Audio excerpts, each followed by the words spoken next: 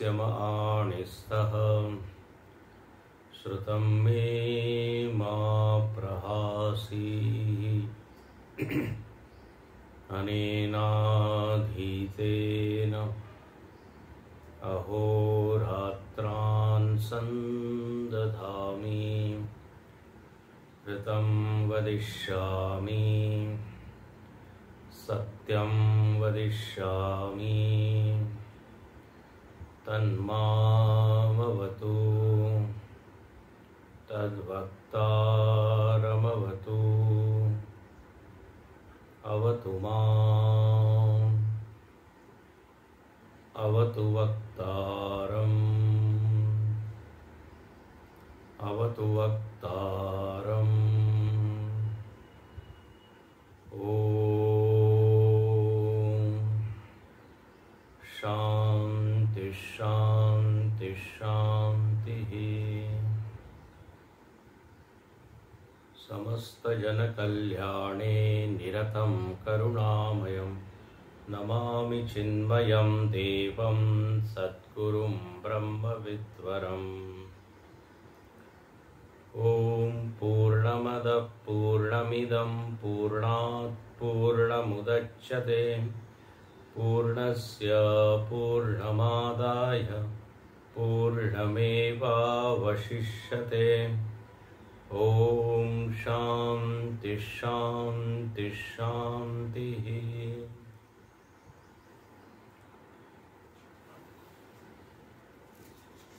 13वां मंत्र हम पढ़ेंगे। अन्यदेवाहु संभवात् अन्यदाहुरसंभवात् इति शुश्रुमधीराणां येनस्तद्विचचक्षिरे येनस्तद्विचचक्षिरे। श्रुति माता उपासना के संदर्भ में साधकों को ज्ञान कराती है कि यदि हम अव्यक्त की उपासना करें, असंभूति की उपासना करें तो उसका एक फल मिलता है, और यदि कोई व्यक्त या संभूति की उपासना करे, आराधना करे तो उसका अन्य फल मिलता है। दोनों के स्वतंत्र फल है, और चूंकि दोनों के स्वतंत्र फल है तो दोनों को करना चाहिए, ये अगले मंत्र में वो बताती है। यहां पर देखिए, आध्यात्म क्षेत्र में साधनाओं के प्रकार अनेक हैं, और एक विशिष्ट साधना करें तो उसका एक विशिष्ट फल मिलता है। शायद हमने पहले संकेत किया हो, प्राणायाम करने का फल अलग है और समाज सेवा का फल अलग है। पूजा करने से एक अलग मन की स्थिति बनती है, और योग करने से, आसन करने से एक अलग फायदा होता है। अब यदि कोई ये सब कुछ करे तो देखिए उसको ज्यादा फायदा होगा कि नहीं। तो हमारी आवश्यकता क्या है, तो बोले सारे साधनों को हम करें, क्योंकि सबका अलग अलग फल है। जैसे आप डॉक्टर के पास जाते हो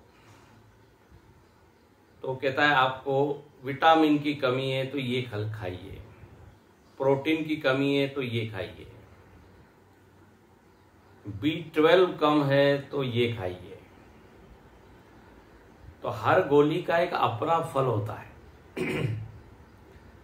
जो डेफिशिएंसी है, जो कमी है, वो पूरी होती है उस प्रकार की औषधि खाने से। हमको किसकी आवश्यकता है वो डॉक्टर बताता है। देखिए, कई बार होता यह है कि हमको किसकी आवश्यकता यही मालूम नहीं है। देखिए, एक होती है इच्छा होना और एक होती है आवश्यकता। छोटे बच्चे को मालूम नहीं होता कि उसको ये करना चाहिए, ये उसकी आवश्यकता है। माता जानती कि इसको ये करना चाहिए। एक होती है इच्छा।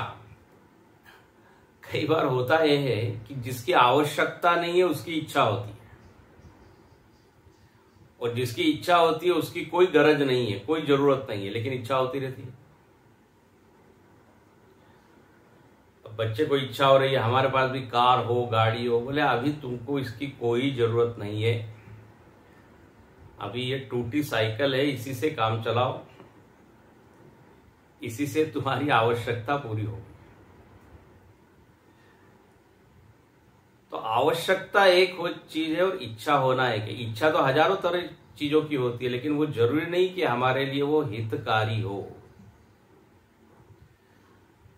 तो जो हितकारी है वो करना चाहिए।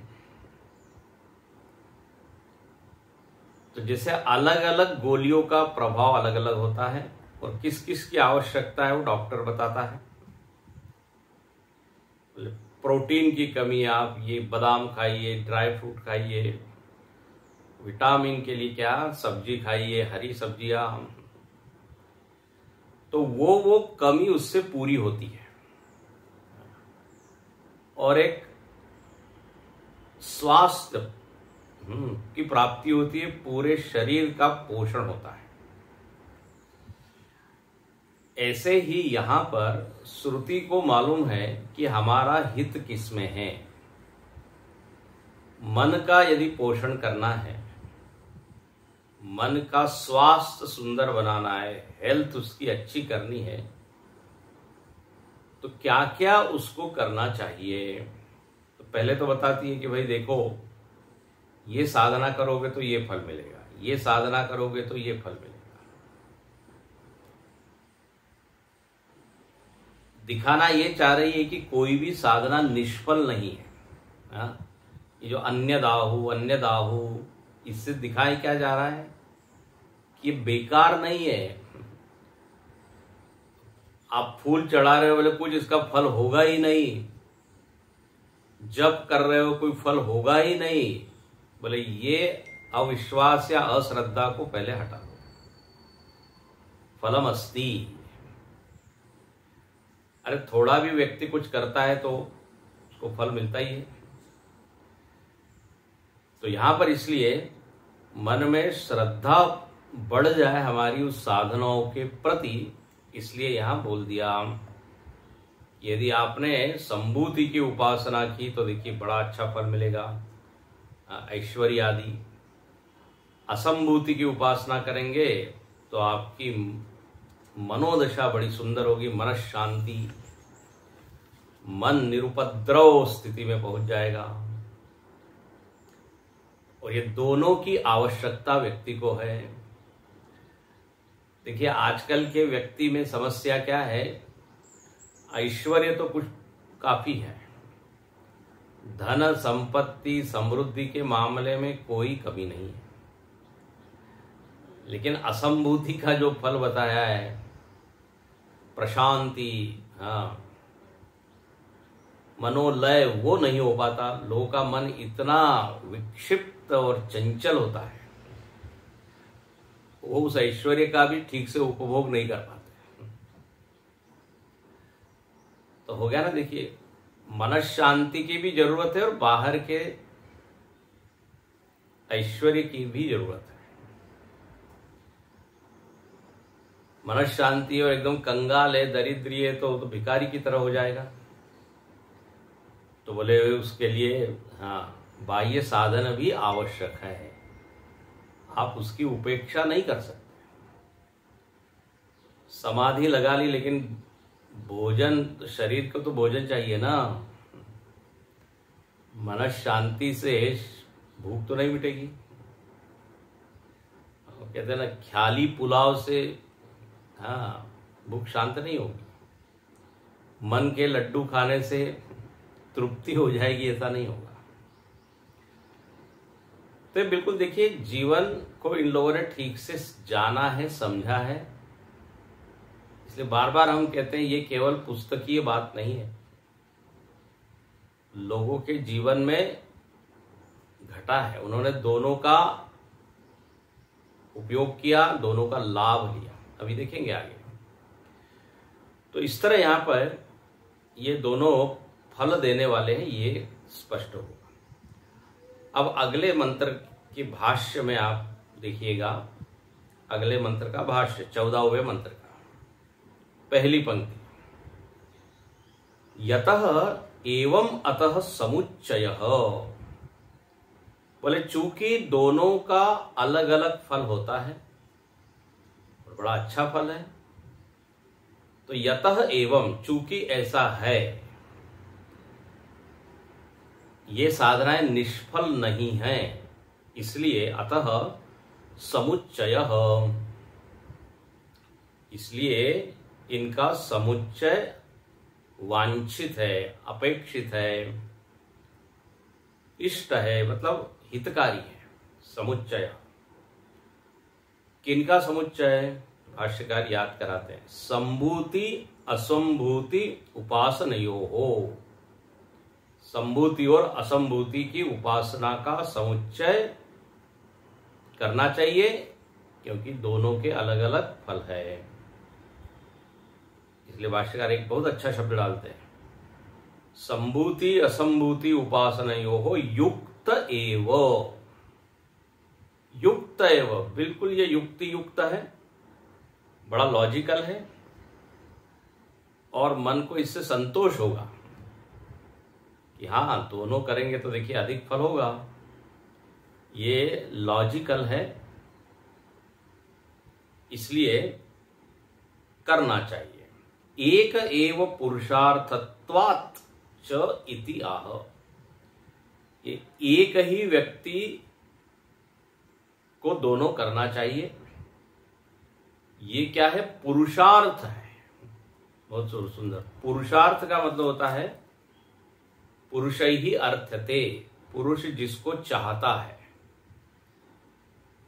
पुरुष की एक मांग है, डिमांड है, उसकी पूर्ति जो है ये दोनों उपासना के समुच्चय से होती है। उसकी पूर्ति, उसकी इच्छा क्या है? तो बोले जीवन भरा पूरा हो, बाह्य जीवन, आंतरिक जीवन, अंदर से भी वो समृद्ध हो, चिड़चिड़ा ना हो, अतृप्त ना हो, एक मन कैसा हो? स्वस्थ हो, और बाहर भी कैसा हो? तो बोले खाने पीने के लिए सब ठीक हो। तो एक संपूर्णता की आवश्यकता हर व्यक्ति को है। जीवन के देखिए अनेक आयाम हैं, सारे आयामों को पुष्ट करें तभी वो व्यक्ति सफल होता है। शरीर में जैसे आप एक ही अंग को खूब पुष्ट कर रहे हैं और बाकी अंग जो है वो दुर्बल होते चले जा रहे हैं। हाथ तो बहुत मोटा मोटा मोटा हो गया, बाकी निर्बल, कमजोर, तो हम नहीं कहेंगे कि ये एक स्वस्थ व्यक्ति है। सारे अवयव पुष्ट हो तब तो। स्थिरैरंगैस्तुष्ट्वागं सस्तनूभिः, इसलिए मांग की है कि सारे अंग पुष्ट हो। तो यहां पर कहते हैं एक एव पुरुषार्थत्वात्, ये हम सब लोगों की इच्छा है, इसलिए दोनों का समुच्चय करना चाहिए। और इन दोनों के समुच्चय का आग्रह श्रुति करती है 14वें मंत्र में। जैसे पीछे हमने देखा था कर्म और उपासना का वर्णन हुआ और फिर कहा दोनों को मिला के करो। अब देखिए यहां पर भी, और अब यहां कहते हैं आप दोनों करेंगे एक साथ, समुच्चय करोगे, सह समुच्चय इसको कहते हैं, तो जीवन देखो कैसे निखर जाएगा, सुंदर फल उसका होगा। सुनिए, संभूतिम च विनाशम च, बोलिए, संभूतिम च विनाशम च यस्तद्वेदो भयं सह यस्तद्वेदो भयं सह विनाशेन मृत्युं तीर्त्वा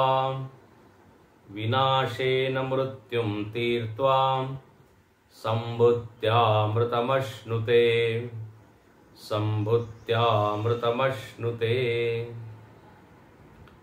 कहते हैं कि संभूतिम च विनाशम च यस्तद वेद वयम सह। बोले इन दोनों को, संभूति और असंभूति को, दोनों को जो जानता है वेद, और वेद का अर्थ केवल शब्द रूप से जानता है इतना ही नहीं, एक जानकारी के रूप में जानता है इतना नहीं। वेद का सीधा मतलब है कि जीवन में उसका अनुष्ठान वो करता। ये उपासना केवल पढ़ने पढ़ाने की बात नहीं है, ये करने की चीज है। जैसे दवाई जो है केवल पढ़ के आपका रोग जाएगा नहीं। हाँ, क्रोसीन बोलकर सिर दर्द नहीं जाएगा। पैरासिटामोल बोले मैं जप कर रहा हूं, उसका जप करना से कुछ बुखार उतरेगा नहीं, सेवन करना पड़ेगा। तो वेद जानना मतलब जीवन में उतारना। आचरण में यदि दोनों को लाया जाए तो दोनों का फल क्या होगा ये बताते हैं। कहते हैं विनाशेन मृत्युम तीर्त्वा। विनाश की यदि उपासना की तो उससे मृत्यु के परे चला जाएगा, विनाश की। और यदि संभूति की उपासना की तो अमृत की प्राप्ति। संबुद्ध्या अमृतम अश्नुते। बोले मंत्र बड़ा ही गड़बड़ है। अब देखो इस मंत्र में काफी चीजें हैं, आपको ठीक से समझनी पड़ेगी, क्योंकि शाब्दिक अर्थ आप पढ़ोगे तो बिल्कुल कंफ्यूज हो जाएंगे और कुछ नहीं। इस मंत्र को पढ़ने का फल क्या, भ्रमितम, और ज्यादा हम भ्रमित हो गए। मतलब विनाश की उपासना करें तो मृत्यु को पार कर जाएंगे। अरे बोले विनाश का अर्थ ही होता है मृत्यु, तो ये विनाश की उपासना से मृत्यु कैसे पार करेंगे। तो देखो यहां जरा सावधानी से आपको एक एक शब्द बताते हैं। सबसे पहले तो यहां पर ये जो संभूति शब्द आया है ना, पहला जो शब्द है, ये संभूति को आप पढ़िए असंभूति। यहां पर अवर्ण का लोप हो गया है, भले ही वहां लिखा नहीं है लेकिन आपको समझना है। असंभूतिम च विनाशम च, ऐसा समझना है। उसके पीछे एक कारण है। कारण यहां पर यह है कि संभूति और विनाश ये लगभग दोनों पर्यायवाची ही है। ध्यान से सुनिए। संभूति मतलब क्या है, जो व्यक्त है। देखिए जो व्यक्त है वो क्या होता है, नष्ट होता है। संभूति का एक स्वभाव, लक्षण या धर्म क्या है, नष्ट होना। तो संभूति और विनाश ये पर्यायवाची है, इसलिए यहां संभूति का अर्थ लेना चाहिए असंभूति। टिप्पणीकार ने भी अपने टिप्पणी में बताया है कि ये अकार लोपः छांदस इति, 5वें नंबर की टिप्पणी है, यदि किसी के पास हो तो। ये छांदस प्रयोग है, ये वैदिक प्रयोग है, कि जहां पर लिखा कुछ होता है लेकिन आपको पढ़ना कुछ होता है, समझना कुछ होता है। यदि आप डिक्शनरी मीनिंग लोगे तो बिल्कुल ही भ्रमित हो जाओगे, क्योंकि संभूति का भी अर्थ नाश ही होता है, क्योंकि संभूति तो नष्ट होने वाली चीज है। तो संभूति और विनाश दो अलग अलग चीजें नहीं हुई, इसलिए यहां कहते हैं उभयम सह, दोनों को जानना है। अच्छा, अभी तक किसका प्रकरण चल रहा था, असंभूति और संभूति, तो उन्हीं दोनों को यहां लेना चाहिए। तो संभूति शब्द से असंभूति लीजिए और विनाश शब्द से संभूति लीजिए। ठीक है ना, मंत्र में कुछ एडिट नहीं करना है, आपके बुद्धि में समझना है। मंत्र को जस के तस रही है, वहां काट के संभूति की जगह असंभूति लिख देना, ऐसा नहीं करना है। और विनाश की जगह संभूति लिख दो, ऐसा भी नहीं करना है। तो दोनों को समझना है, क्योंकि प्रकरण वही चल रहा था। तो अब कैसा होगा, असंभूतिम च संभूतिम च, ऐसा हो गया। यस्तद वेदो भयगम स, तो जो संभूति और असंभूति दोनों का समुच्चय कर रहा है, दोनों को एक साथ जीवन में आचरण में ला रहा है, तो बोले अब उसका बताइए क्या फल होगा समुच्चय का। तो कहते हैं विनाशेन मृत्युम तीर्त्वा। तो यहां विनाशेन का क्या अर्थ होगा, संभूति की उपासना। विनाश को रिप्लेस कर दीजिए किससे, संभूति से। तो व्यक्त की उपासना, हिरण्यगर्भ की उपासना जो हमने पीछे कल देखी थी, यदि कोई इस तरह से अपने भगवान राम, कृष्ण, शिव, शक्ति, जिसको भी आप मानते हो, उसकी यदि आप प्रेम से आराधना कर रहे हो, उसके साथ बैठ रहे हो, उनके साथ बातचीत कर रहे हो, तो ये संभूति की उपासना हुई। तो बोले इसका फल क्या होगा, मृत्युम तीर्त्वा, मृत्यु से वो परे चला जाएगा। अच्छा, और असंभूति की उपासना का क्या फल होगा। तो अब अगले जो आखिरी जो चरण है वहां लिखा हुआ है संभूत्या अमृतम अश्नुते। तो यहां संभूति के लिए क्या लेना पड़ेगा, असंभूति। तो असंभूति की उपासना से अमरत्व की प्राप्ति होगी। तो नीचे के पंक्ति में दोनों के फल बताए। संभूति की उपासना से मृत्यु के परे जाता है, और असंभूति की उपासना से अमृत की प्राप्ति वो करता है। हो गया, अब मुझको लगता है स्पष्ट हो गया होगा आपको। तो विनाश शब्द को संभूति से रिप्लेस कीजिए, तो संभूति की उपासना से मरण के परे जाता है। और असंभूति में यदि उसका प्रेम हो, अव्यक्त और प्रकृति कारण में यदि वो अपने मन को लगाता है, तो अमृत की प्राप्ति हो। अब आइए भाष्य में देखते हैं। भाष्य में देखते हैं, उसमें लिखते हैं संभूतिम च विनाशम च यस्तद वेदो भयगम सह। ये पंक्ति लिखी, भाष्य देखिए। उसके आगे लिखते हैं विनाशेन मृत्युम तीर्त्वा। इसके ऊपर भाष्य देखिए, विनाशेन। तो विनाशेन का अर्थ देखिए क्या करते हैं, विनाश धर्म यस्य, बोले विनाश जिसका धर्म है। विनाश किसका धर्म है, तो संभूति का धर्म है। ध्यान से सुनिए, विनाश धर्म यस्य कार्यस्य। अब विनाश धर्म है संभूति का, तो संभूति को बोलेंगे धर्मी। ध्यान से जरा सुनिए,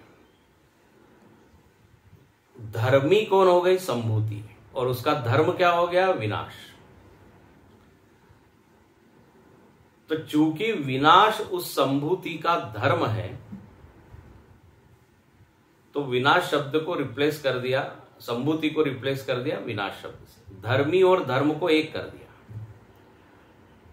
तो संभूति शब्द बोलने के बजाय क्या बोल दिया, विनाश, क्योंकि वो उसका धर्म है।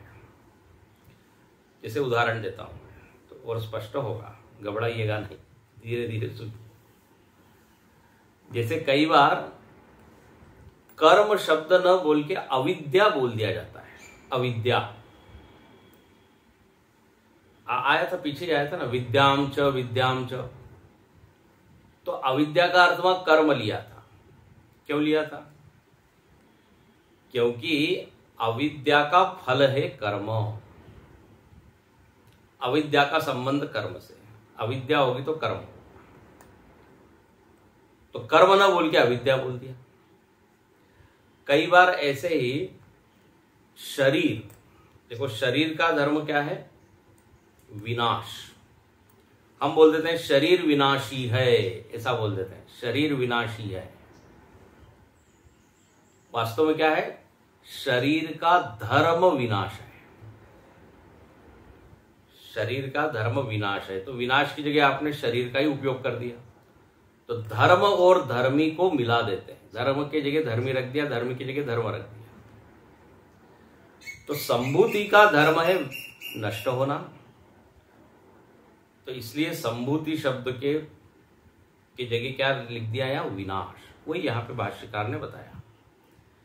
सत्येन धर्मिणा, चूंकि संभूति का धर्म विनाश है, इसलिए विनाशेन का अर्थ ले लीजिए संभूति की उपासना।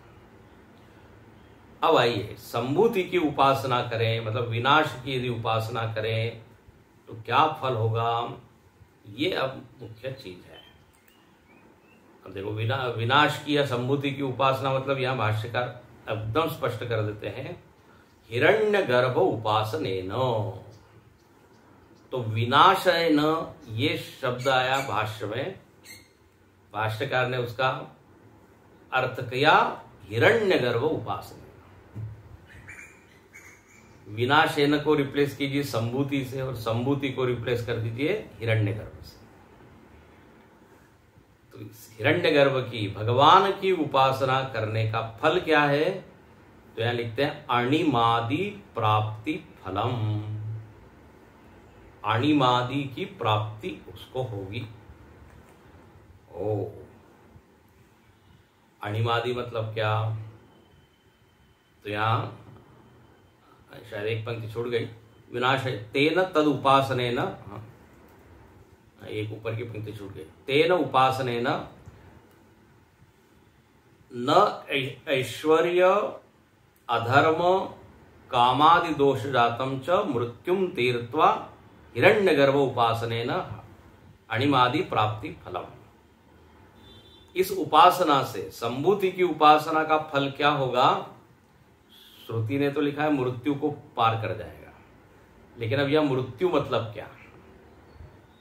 तो ध्यान से सुनिए, ये अंडरलाइन कर लीजिए। मृत्यु का अर्थ यहां लिखते हैं अनैश्वर्यम अधर्म कामादि दोष जातम। ये हिरण्यगर्भ की उपासना का ये फल है, और फिर अणिमादि भी है। तो इतने फल बताए हैं। यदि हम उपासना करें तो कार्य ब्रह्म की, संभूति की, हिरण्यगर्भ की उपासना का फल एक तरफ अणिमादि प्राप्ति, और मृत्यु को वो परे चले जाता है। मृत्यु के मतलब क्या? तो यहां मृत्यु का अर्थ बहुत ही सुंदर है। अनैश्वर्यम अधर्म और कामादि दोष, यही मृत्यु है। ध्यान से जरा इसको पकड़िए। जैसे यदि आपको याद हो तो पीछे भी आया था मृत्यु शब्द, और वहां मृत्यु का अर्थ आया था स्वाभाविक कर्म और स्वाभाविक ज्ञान। हाँ, उसके परे चला जाता है, पीछे आया था। ऐसे ही यहां पर कहते हैं यदि हमने ये उपासना की तो जीवन में 3 सुंदर फल आएंगे। अनैश्वर्यम खत्म होगा। अनैश्वर्यम मतलब कंगाल, दरिद्रता, दारिद्र्य, बोले वो चला जाएगा। क्या सुंदर फल है। हाँ, समृद्धि हो। और दूसरा कहते हैं अधर्म। उपासना का परिणाम यह होगा कि अधर्म में रुचि कम कम होती चली जाएगी। व्यक्ति को सदाचार करने में ज्यादा मजा आएगा। सत्कर्म, धर्म, सेवा, मन में ये जो पाप की वृत्ति है वो कहां चली जाएगी, आप खोज भी नहीं पाओगे। ये अधर्म ही क्या है? बोले मृत्यु है। अधर्म को ही यहां मृत्यु कहा। अधर्म मतलब जो तोड़ने वाली चीजें हैं, जिससे समाज टूटता है, अपना व्यक्तित्व टूटता है, खंडित होता है। यदि कोई उपासना करे तो स्वाभाविक ही उसके मन में शुभ करने की इच्छा आएगी। गीता जी में भगवान कहते हैं कि नमाम दुष्कृतिनो मूढ़ा प्रपद्यन्ते नराधमा। जो पापी व्यक्ति होता है उसकी कभी मेरे ओर आने की वृत्ति होती नहीं, झुकने की, मेरे सामने झुकने की वृत्ति होती ही नहीं। पापवंतकर सहज स्वभाव। तो यहां पर कहते हैं उपासना से ये जो दुष्टता की वृत्ति है वो चली जाएगी। ये मृत्यु है। यदि ये अधर्म बना रहा तो क्या पतन की ओर हम जाएंगे। तो बोले उपासना रोकती है इस चीज को। उपासना से मन की वृत्ति ऊर्ध्वगामी होती है। तो अधर्म रूपी मृत्यु से वो तर गया। और तीसरी क्या चीज लिखी, कामादि दोष जातम। कामादि जो दोष है उससे उत्पन्न होने वाले जितने दुख है वो भी वो पार कर जाएगा। यदि हमने भक्ति की तो कामादि दोष रहितम, काम क्रोध लोभ इत्यादि ये सब हरिओम करके चले जाएंगे, विदा हो जाएंगे। वीतराग भय क्रोध, कल ही हम यहां पढ़ रहे थे ज्ञानी के लक्षणों में। तो राग भय क्रोध इत्यादि ये जो दूषित करने वाली वृत्तियां हैं, चित्त को नीचे ले जाने वाली वृत्तियां हैं, बोले यही मृत्यु है। ये मृत्यु से वो पार हो जाता है। तो देखो बड़ा सुंदर है, मानसिक दोष चले जाते हैं। ये पहला फल। उल्टा चलिए, मानसिक दोष चले गए। उसके पहले अधर्म मतलब शारीरिक स्तर पे होने वाले जो दुष्कर्म है, कार्मिक दोष, कर्म जो गलत दिशा में जाने वाले हैं वो चले जाते हैं। और तीसरी चीज अनैश्वर्यम, भाष्य देखिए, अनैश्वर्यम दारिद्र्य। नहीं तो नहीं दरिद्र सम दुख जगमाई, कल हमने बताया था। दारिद्र्य हो तो न मान न सम्मान न कोई कोई पूछेगा भी नहीं। और व्यक्ति हमेशा चिंतित रहेगा, कल के भोजन की व्यवस्था कैसे होगी, सर्दी में स्वेटर मिलेगा कि नहीं, बारिश में छाता मिलेगा कि नहीं। तो खाना पीना बेसिक चीजों में ही व्यक्ति उलझा हुआ रहेगा। इसलिए ऐश्वर्य चाहिए। यह अनैश्वर्य का जीवन क्या जीना है। इसलिए अपने शास्त्र बार बार कहते हैं अन्नम बहु कुर्वीत। कितना सुंदर वर्णन है। जो बाह्य परिस्थिति है वो भी भगवान उसकी संभाल लेते हैं, क्योंकि उसने भगवान की सेवा की है। तो ऐश्वर्य जो है उसको मिल गया। तो अनैश्वर्य रूपी मृत्यु जो है उससे वो परे हो गया। तो ये तीन जो मृत्यु रूप है, अनैश्वर्यम, अधर्म और कामादि दोष, तीनों से छुटकारा, तीनों से मुक्ति। बड़े बड़े संतों के जीवन में ये घटते हुए दिखाई देता है। गोस्वामी तुलसीदास जी कहते हैं कि जब मैं, पहले भी आपको बताया है, बोले पहले मैं इतना दरिद्र था कि बंदरों को जो लोग चने फेंकते थे खाने के लिए वो उठा के मैं खाता था।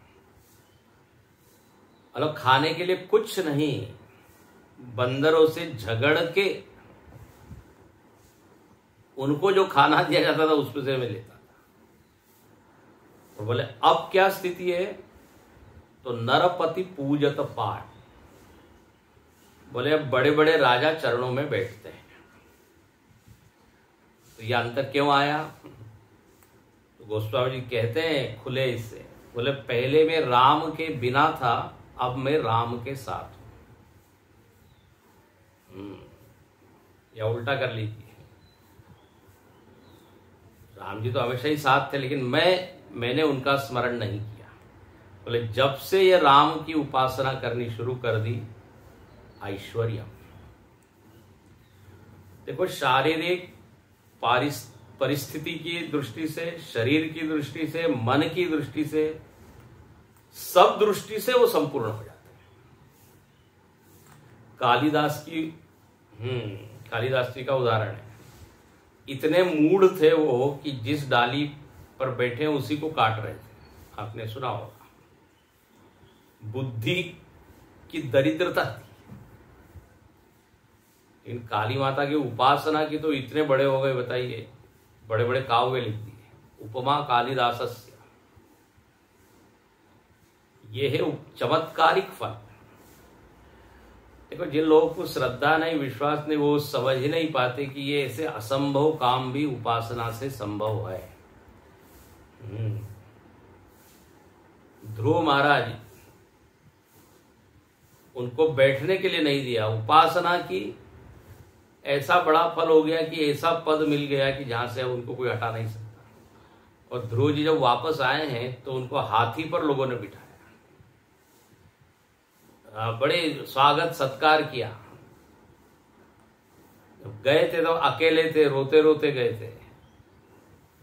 उपासना का फल हुआ कि इतना, उत्तानपाद राजा भी जो है बार बार क्षमा मांगता है, वो चरणों में गिरता है। ये तो पौराणिक उदाहरण हुए। जितने संत लोग हैं उन संतों के जीवन को आप देखिए, इतिहास के संत। तपोवन जी महाराज के यहाँ बड़े बड़े लोग आते थे, उनके चरणों को धोते थे, उस पानी को वो तीर्थ के रूप में लेते थे, ऐसा वर्णन। तो अनैश्वर्य वो चला जाता है। और कामादि दोष तो क्यों रहेंगे? जो भक्ति कर रहा है, जो भगवान में तल्लीन है, तन्मय, उसके लिए समय कहाँ है दूसरी वृत्तियों को की ओर ध्यान देने के लिए? तो कामादि दोष जातम अधर्म, इसको खूब विचार कीजिए, चिंतन कीजिए। तो ये फल होता है इस हिरण्यगर्भ की उपासना। मृत्यु यही है, इसका उल्टा सब मृत्यु। काम क्रोध इत्यादि भरे हुए हम मृत्यु में। अधर्म में रुचि है तो समझ लीजिए हम जी नहीं रहे, मर रहे हैं मृत्यु है। लोग कहते हैं अरे मैं तो मर गया। कोई भी समस्या आती है तो लोग एकदम क्या बोलते हैं? अरे मर गया। कोई अवांछित, कोई अनिश्चित चीज मिल गई, अरे मर गया, अब इसको संभालना पड़ेगा। कोई लोगों का तकिया कलामी हो जाता है हर बात में। तो एक व्यक्ति ने कहा अभी आप 1 घंटे में 4 बार मर चुके हो। कोई मेहमान आ रहे हैं तो एकदम उसके मुख से अरे मर गए, वो मालूम नहीं कब तक रहेंगे। अरे वो मेरा पैसा मांगने आया, मर गया। हिंदी में ऐसा कई बार बोलते हैं। तो उसने कहा 1 घंटे में आप 4 बार मर गए। तो मृत्यु किसका पर्यायवाची हो जाता है? कुछ दुख, समस्या। तो उपासना से देखो जीवन में एक नया उत्साह। मृत्युम तीर्थवा। और यहां लिखते हैं हिरण्यगर्भ उपासनेन यणिमादि प्राप्ति फलम। अणिमादि की प्राप्ति उसको हो जाती है, सिद्धियों की भी प्राप्ति होती है। इसमें आश्चर्य करने की कोई जरूरत नहीं है। यदि उपासना, क्योंकि आप जिसकी उपासना कर रहे हो वो सारे सिद्धियों को लेके बैठा है। ईश्वर के पास सारी सिद्धियां हैं। तो बड़ी स्वाभाविक चीज है, यदि हमने उपासना की, भगवान से प्रेम किया, सब कुछ अपना न्यौछावर कर दिया, तो भगवान अपनी झोली में से उसको 2-4 सिद्धि तो पकड़ा ही सकते हैं। सिद्धियों का स्वामी कौन है? तो बोले भगवान है। तो हिरण्यगर्भ की उपासना, जिसके गर्भ में सारा हिरण्य है, सब कुछ है, जो चाहिए वो मिल सकता है। ये यथा माम प्रपद्यन्ते तांस तथैव भजाम्यहम्। जिस तरह से भगवान का वर्ण करेंगे हम, उस तरह से भगवान हमारा पोषण करते हैं। भागवत जी में बहुत सारे उदाहरण आते हैं, जिसने जो चाहा उसको वो मिला। बहुत सुंदर यहाँ लिखते हैं अणिमादि प्राप्ति फलम। अब ये अणिमादि अष्ट सिद्धियां होती है। अब ये अष्ट सिद्धि कहते हैं, आपको हनुमान चालीसा की याद आ गई होगी। अष्ट सिद्धि नव निधि के दाता, असबर दीन जानकी माता। देखो जानकी माता प्रसन्न हो गई तो तुरंत उन्होंने क्या दे दिया, बोले जाओ हनुमान तुम अष्ट सिद्धि को देने वाले हो जाओ, अष्ट सिद्धि नव निधि के दाता। तुम्हारी जो उपासना करेंगे उनको अष्ट सिद्धि मिल जाएगी। ये वरदान दिया है हनुमान जी को।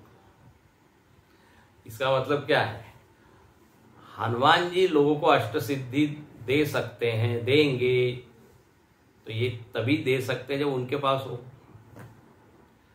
तो सीता जी ने इतना बड़ा आशीर्वाद दे दिया, जाओ तुम्हारे पास अष्ट सिद्धि हो जाए।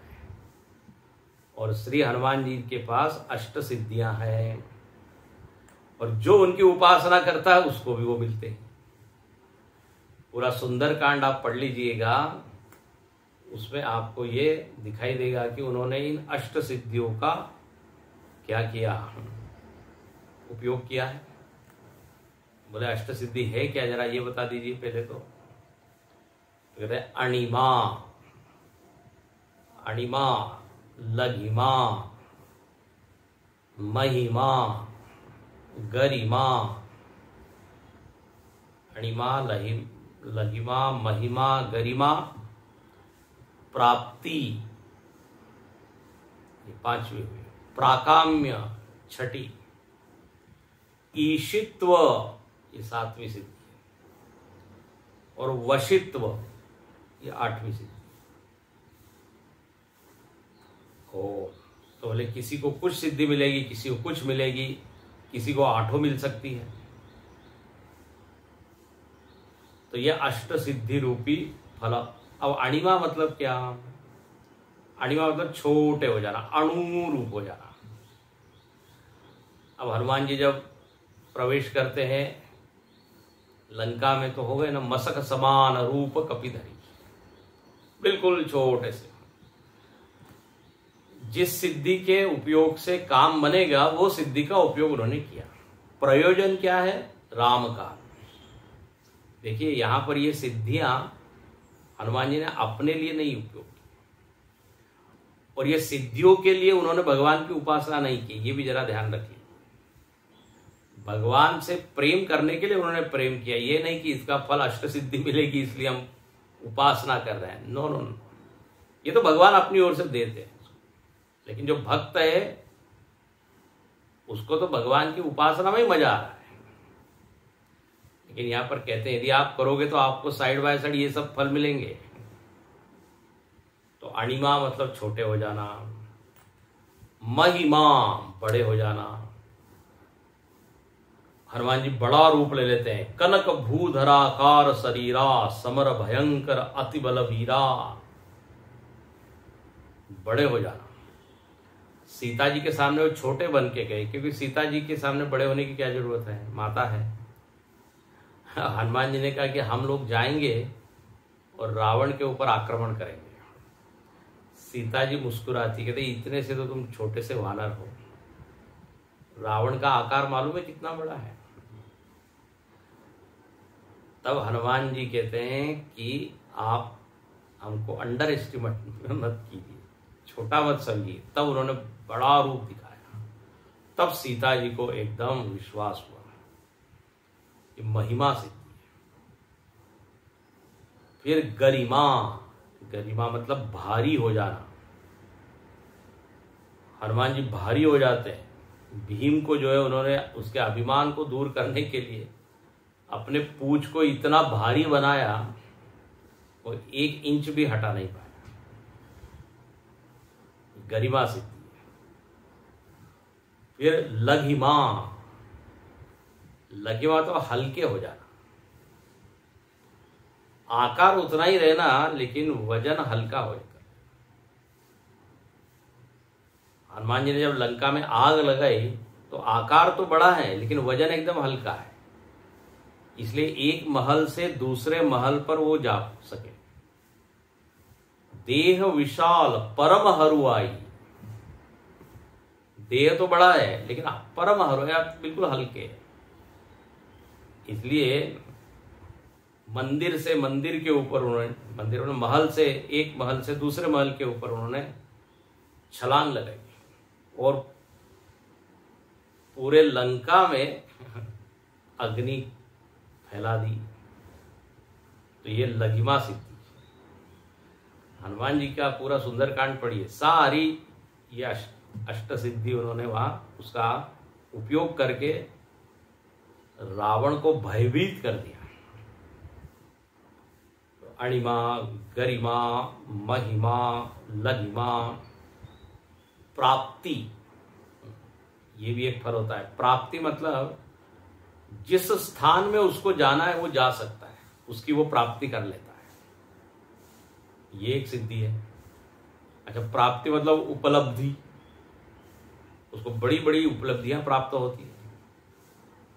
तो ये उपासना का ये सब देखिए फल है, क्योंकि देने वाला भगवान है, ध्यान रखना।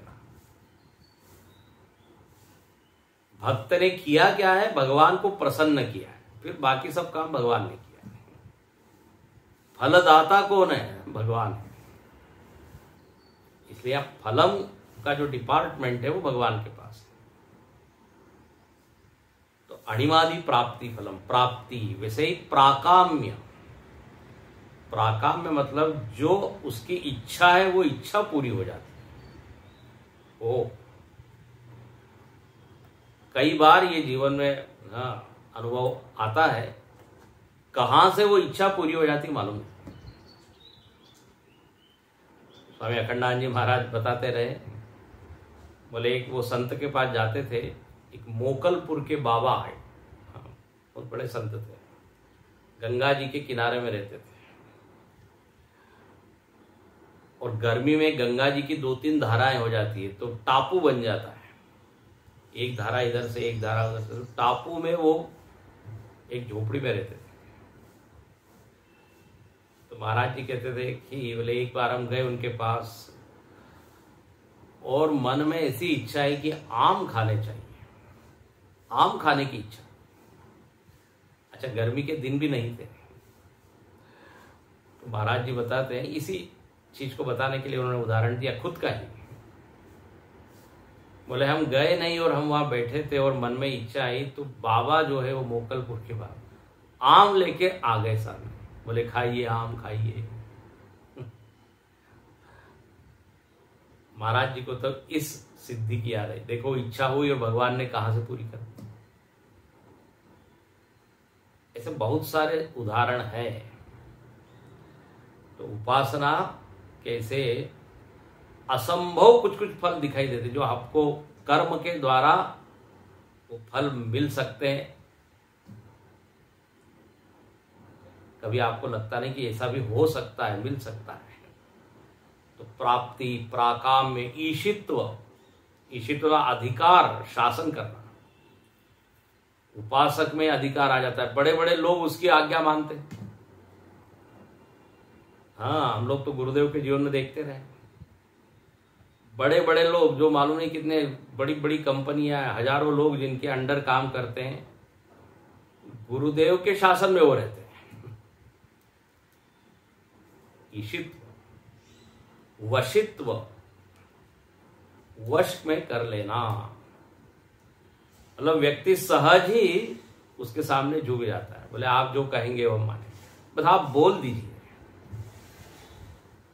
ऐसे ऐसे उपासक देखिए हुए हैं। तो यहां पर जो लिखा है वो दिखता है लोगों के जीवन में। तो हिरण्यगर्भ उपासनेन अणिमादि प्राप्ति फलम। और इसलिए आगे लिखते हैं कि तेन अनैश्वर्यादि मृत्युम अतीत्य, ये हिरण्यगर्भ की उपासना से ये जो मृत्यु है जो पीछे हमने देखी अभी, उसको पार कर जाता है। अच्छा, और असंभूति की उपासना का फल क्या है? तो भाष्यकार यहां लिखते हैं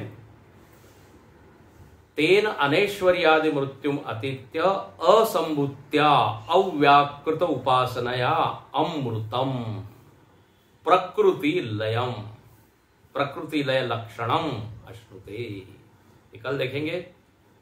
असंभूति की उपासना का फल है प्रकृति लय, मन शांति। और यहां प्रकृति लय के लिए भाष्यकार ने एक शब्द बड़ा अच्छा डाला, अमृतम। बहुत सुंदर। तो अमृत की प्राप्ति होती है। ये विक्षेप रहित निरुपद्रव मन की स्थिति मतलब क्या है? अमृत है। क्या सुंदर है। जैसे अमृत शब्द का प्रयोग हम प्राय कहां करते हैं? जब कोई चीज बड़ी अनुकूल हो, बड़ी सुखद हो, तो कहते ना अमृत है। बोले इनकी वाणी क्या है? अमृत वाणी है।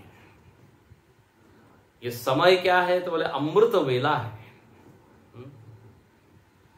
तो अमृत का अर्थ क्या लिया जाता है? अच्छा, शोभन, सुंदर। तो बोले जब मन एकदम पूरी तरह शांत हो जाता है, प्रशांत हो जाता है, विक्षेप रहित अवस्था, हा बोले ये असंभूति की उपासना का फल है। और ये बिल्कुल अमृत रूप है। तो विनाशेन मृत्युम तीर्त्वा संभूत्या अमृतमश्नुते।